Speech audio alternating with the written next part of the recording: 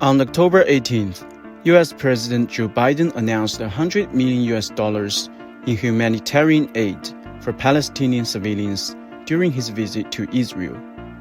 2 days later, the White House asked Congress for $106 billion for military aid to Israel, Ukraine, and other purposes. The 1,000-time aid difference speaks clearly of the U.S. priorities, geopolitical interests over humanitarian causes.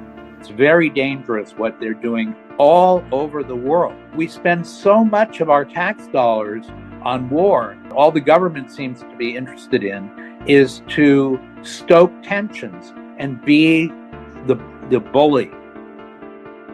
And even when the U.S. committed to providing aid to developing countries, it frequently failed to honor its promises. As early as the 2009 Copenhagen Climate Conference, the United States and other developed countries pledged to provide at least $100 billion a year to developing countries to fight climate change before 2020 and then maintain it through 2025. Yet in 2020 alone, G7 countries made an $18 billion shortfall. In September 2021, the U.S. government pledged $11.4 billion every year to developing countries for clean energy transition and climate adaptation. In the following 2 years, U.S. Congress approved less than $1 billion for each, short of 1/10 of the promised